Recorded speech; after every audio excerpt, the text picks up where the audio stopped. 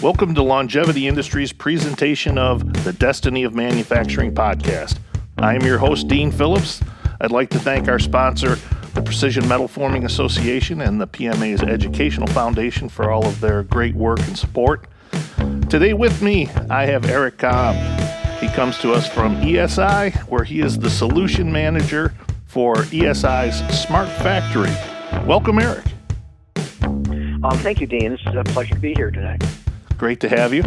Eric and I have worked together on a lot of projects when it comes to forming and fabricating, and now with his new endeavor, I'm glad to say that he was willing to come be on the show. Eric, tell us a little bit about what you're doing now. Okay. Dean and I knew each other when I was working as what I like to call a self-proclaimed die expert. And at that time, I was normally focused on math-based engineering or computer-aided engineering in regards to sheet metal formability, forming and fabricating, things like that. I've most recently been working with a new product called IC.IDO. That's a virtual reality tool that is specifically engineered and specifically designed to help manufacturers and engineers and designers to experience their product designs and their process designs in a virtual reality space in order to find whatever engineering challenges or engineering issues that can be emerged when you first put together, take apart, or operate a new product or a new machine.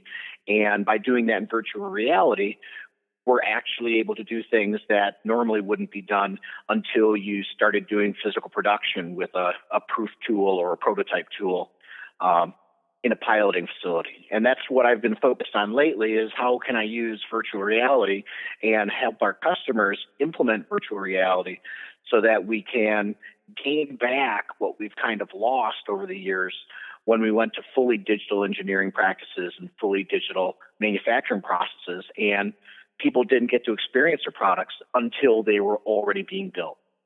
Right. Now, I had the opportunity to try out the virtual reality experience, and I can tell you that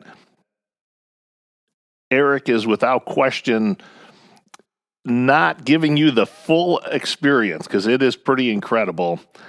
If you get an opportunity to meet with ESI and check out what this can do for you, it is phenomenal. It is just like you're getting an experience to understand what is going to be some of your physical challenges within the operation space. So let's say that you're working around a machine, you're going to have an opportunity to actually physically move around and see what some of the constraints are when you actually get into it. Tell us a little bit about the virtual side of it and how much design goes into that. The experience that you had, Dean, and that's thank you for pointing that out to other people that they should give it a try themselves. Is that the virtual reality experience that we empower is that normally if I was doing let's say a new tooling design for an upcoming product or product release, I would be designing that in 3D, but I'd be doing so on my laptop computer, maybe my desktop's monitor, and I'm building something in 3D, but I'm only experiencing it in a flat planar view on my monitor. And what we've enabled our customers to do is to take their CAD design, so anything they've already created in CAD and would normally be tempted to go to a 3D printer to fabricate or possibly go straight to the machine and mill out to see that product in reality, we can instead load that digital data into our virtual reality experience driven by IC.IDO, and that would let people put on a head-mounted display, or if they had active stereo projector or active stereo monitors at their disposal, they'd be able to view that in true realistic depth, one-to-one scale VR. And So the question, trying to answer your question in a long way around, Dean, is that you asked how much work goes into that virtual reality. Well, there's man years of development work that went into IC.IDO, but for the typical user, anything that they can look at on their screen in 3D model and print out on a piece of paper, they can essentially drag that into our VR environment and experience that for themselves in VR with practically no additional effort on their part. Excellent.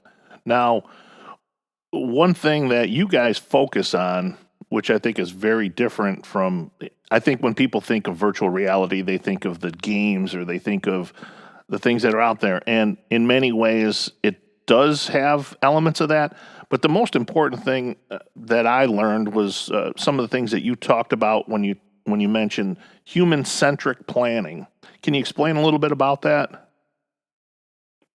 Sure. When I say human-centric planning, I like to think of what we provide with our solution is a great way to look at the challenges that occur at the intersection of the products that we're designing, the processes that people interact with those products, and the people themselves and how they would experience that product during that process. So that if I was designing, let's say, I was designing a new earth moving equipment for one of our customers, let's say Caterpillar. And if Caterpillar was designing a new earth mover for a new mining operation, they would be interested in what does the driver in the driver's seat see, what can they reach, what control panels can they have access to while they're in their seat. And if I did that in a normal engineering way, quite often we'd talk about designing things to scale inside of CAD. We'd make some sort of measurements. We'd have some sort of, I've seen this before with people using these kind of reachability spheres that they'll put the sphere in the driver's seat and they'll say, that's everything that a person in the 50th percentile of North American males would be able to reach. Or they might have these little cones that would emit from the eyes of some sort of digital human model that would say, this is what the typical human's going to be able to see in their moderate focus vision cone. And you'd see these kind of green cones shooting out of the eyes of a digital human. But when I go into VR, I get this very real and very immediate ability to see what I would see, so that when I'm in VR and I'm sitting in that virtual driver's seat of that big earth mover, whatever I see when I'm in VR, that's what I would see if I was in that driver's seat. And whatever I can reach while wearing my VR gloves or while using a hand controller in VR, whatever I'm able to reach inside of VR is what I would be able to reach in real life, so that I can gain from my own experience what I, the human, would be able to interact with for that new digital product in the process of using it. And we apply that same idea to production circumstances, so that if I'm designing this new earth mover and I'm thinking about the manufacturing requirements and what the plant layout's going to look like, I can find out by walking inside of VR how many steps is it from my toolbox to where I will install this particular component or subassembly inside of a large product. And the same thing for maintenance or service, that, as a human being, when I'm inside VR for these production environments or maintenance environments, I can really just experience the new product. And from my human perspective, gain an understanding of the types of things that we don't normally see until we start running those types of marketing clinics or those first pilot clinics of our new products with real customers in the field. And I can do that far, far in advance by using VR when the designs still haven't been finalized and people haven't started producing those parts yet. Yeah, one of the areas I can see that this really benefits, and Eric and I had talked about this when we were together. He had mentioned about some of the challenges you have doing time studies even. People have some unrealistic expectations when they talk about how many parts they think they're going to get off of a particular manufacturing line. And when you go through this, you can see some of the stumbling blocks and some of the rooms for improvement that you have that you probably wouldn't be able to experience another way. Do you see this expanding over the next 5 years? Absolutely. One of the areas where we're really trying to focus in our human-centric production process evaluations is how reliably can we make our interactions in VR emulate those same reactions or interactions that I would have in the physical world. And that way, I can get a better representation of, is it realistic that in a particular assembly line, I might have my own personal tact or my tact time for completing a given task. And if that tact time is, predicted by the industrial engineers to be 30 seconds, how realistic is that? And I've seen everything from our customers where it might be as primitive as they have this scaled template that they lay on their two-dimensional architectural floor plans for a new assembly operation, where they just lay this kind of template over it, and they have these different circles, and they say, if you're inside that first circle, that's everything you can reach in 5 seconds, and if it's inside the second circle, that's everything you can reach inside of 10 seconds, and this larger circle is everything you can access and reach inside of 20 seconds. And that, that's on the very primitive end. In the very, what seemed like the high-tech cutting-edge end, is where people would build these digital mock-ups. And they build these digital mock-ups using their PLM system, where you can move these little animated figures through your plant, carrying the boxes, carrying the tools, and following that assembly line. And every once in a while, when I watch those movies during a digital design review, you see this person moving, and you wonder, would a real person carry the box that way? Would a real person really move that fast in space? And when I'm in VR, I can find out much more credibly, look, that's a really long distance for me to travel in 10 seconds if I'm supposed to be carrying this 15-pound component. And I think that's a much more realistic, much more plausible way for us to do this type of takt time validation or throughput validations. Sure. Tell me a little bit about what I refer to this as is closing the loop on things. A lot of times we run things open loop where we don't get true feedback and can never close a loop. But you talked a little bit before about hybrid twins and how they function and how they work to close the loop. Sure. Well, one of the big terms that we hear in industry today is everyone's talking about this digital twin. And whenever I look online and I read other people's white papers and their prospectuses on the digital twin, quite often they're just showing this merging or this marrying of a 3D visual object or augmented reality object or virtual reality CAD geometry to some sort of numerical data that's being collected on it. And sometimes that numerical data is coming from a simulation prediction. Sometimes that numerical data is coming from real life IoT, IIoT data measuring. And where I always feel a little bit unfulfilled when I'm looking at those papers and reading those articles is that it seems like there's still kind of an open loop of most of the time people are showing digital twins that say, oh, I'm going to update my as designed geometry with this computer simulation result that says that the new actual thickness is 0.7 millimeters as opposed to the as drawn original thickness of 0.8 millimeters. And certainly that's necessary if we want to have good representation, but that still leaves this idea of a digital twin open looped because it's not necessarily reporting back what the as produced geometry would be. And when I do see those examples of people using IIoT measurements to bring back the as produced information, then it feeds back into this digital model, and then that digital model just kind of shows like it's a higher tech version of the old LED boards that we would have with just a drawing of the plant layout on it and this little light beacon that turns on if there's a fault at position A or position B. Mm-hmm.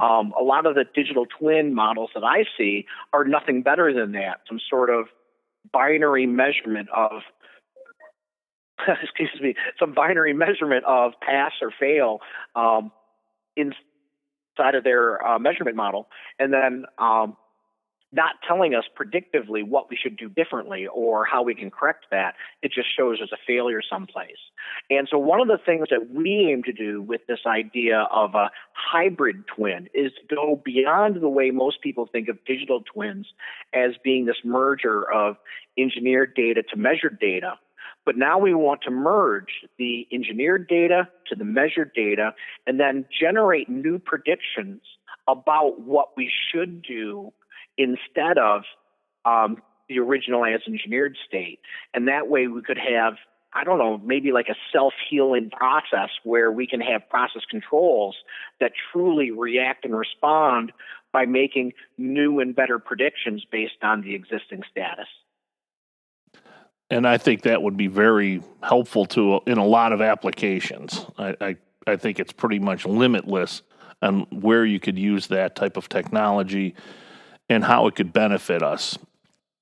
Tell me about your views on the Industry 4.0 and where we're going with some of that technology and where we are now and where we'll be. Yeah, well, sometimes when I think about Industry 4.0, I feel like we're jumping the gun a little bit because when I read about what they say was Industry 3.0, that was, the computer-aided engineering and the level of automation that is supposed to be the pinnacle of Industry 3.0. I still feel we got a lot of ground to gain on that ideal yet before we can start really going towards this full kind of cradle-to-grave Industry 4.0 ideal. Because, I've been working in the computer-aided engineering finite element analysis field for roughly 25 years. And over these past 25 years, I still have to convince people to do any sort of math-based engineering. And even what we're doing with IC.IDO and our virtual reality tool today, it's still trying to convince people, what do you mean that you're still building a physical, practical prototype to predict your ergonomics issues? Why is it a surprise that you launched this new assembly plant and there are so many injuries and you find out, we never measured that in advance. And here we are in still what's supposed to be the outgoing Industry 3.0. People are telling us to embrace Industry 4.0, and I'm still not even using the tools that are available today to truly be predictive, to truly be accelerating that curve for a safe working environment for a lot of our people. And it's because we haven't been checking. We're not looking for those types of gains. And so I sometimes feel a little bit cynical myself about Industry 4.0. Let's nail this Industry 3.0 thing first, and let's get all the gains that we're supposed to be achieving from that. Yeah, I agree with that completely. Whenever I'm in a plant, I tend to see people still not using the tools that they've had available that are 1970s, 1980s technology. They're not even at that level of monitoring and updating and frankly, getting the feedback that benefits them in the tooling world. So, yeah, I think they're going to have to get pulled kicking and screaming into the future. Do me a favor. Tell me. I'm sorry. Good. Oh no, I was saying that I feel the same way. That one of the ways, and one of the only ways I was able to rationalize this in my own mind when people say here we are going into Industry 4.0 is that we don't really get to kick off that new major release version of industry until the worker or operator of 3.0 catches up. And so people might say, okay, we're doing this new Industry 4.0 initiative, but until we catch up to that point where all of the operators and all the people involved are now running at that 3.0 level, we're not fully caught up and completing our way into that next engineering evolution. Yeah. What would you say are going to be some of the biggest gains we're going to see in 5 years in the in the VR education and in the human interaction world? I think some of the games that we'll see in the VR world, as far as its application to engineering and its application to manufacturing, is certainly we're seeing lots of people starting to embrace the idea of using virtual reality to evaluate their manufacturing cells. But what we will hopefully see in the future is that the virtual reality engineering practice will lend itself very naturally into digital assisted operations and digital assisted assembly instructions, so that, if I go into VR and I'm building this virtual car or this virtual plane, and I'm doing the assembly sequence for that virtual product, that I can directly take that virtual reality experience that I have, convert that into some sort of digital work instructions that can be served out to the local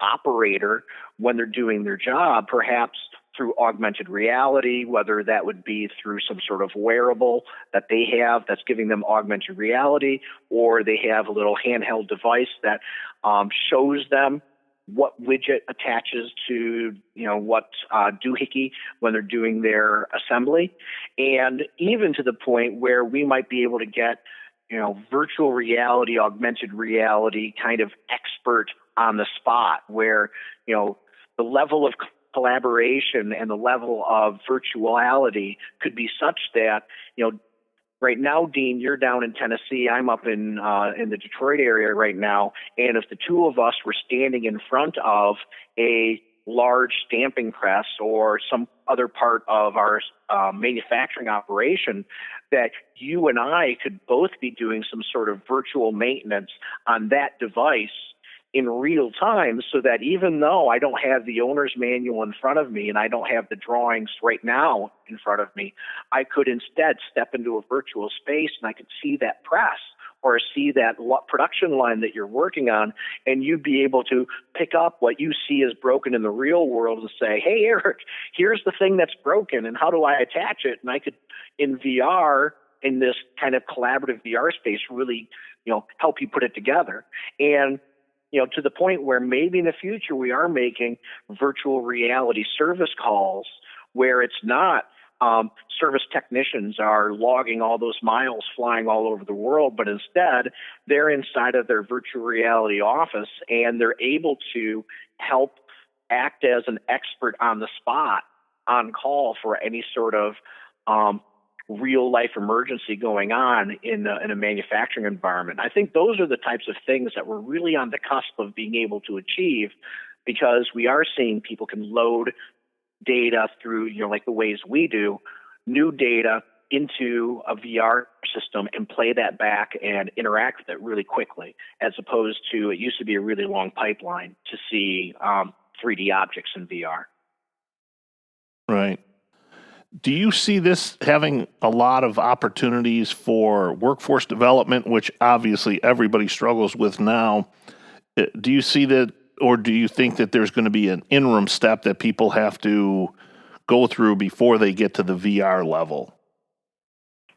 I think that, the technology is present today that people could deploy good, valuable workforce development VR. But I think the principles that people can't overlook when it comes to workforce development is that someone's still got to put together a practical, skills-related, experience-related training experience, and that's probably going to be one of the big challenges, right? I've been doing, and throughout my entire career, I've been doing a lot of instructor-led training for skills development, workforce development, and it's not that one platform is better than the other. Doing a stand-up training versus I did a lot of distance learning through webinar basis.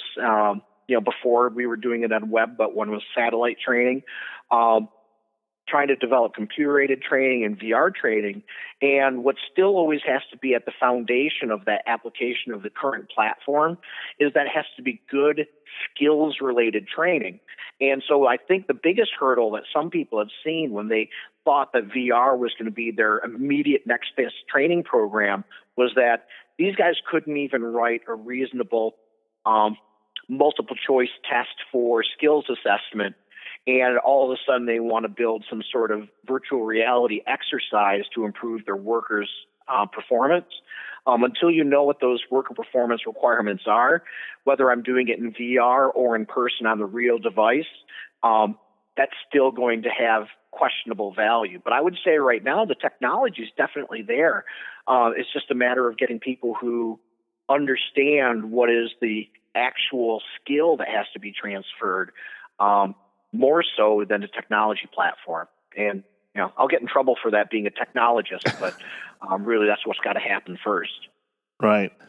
I've spoken to several instructors and professors at different schools, and they're still amazed when students come in and can't read a tape measure and have even the most basic mechanical skills, that a lot of times they have to almost do a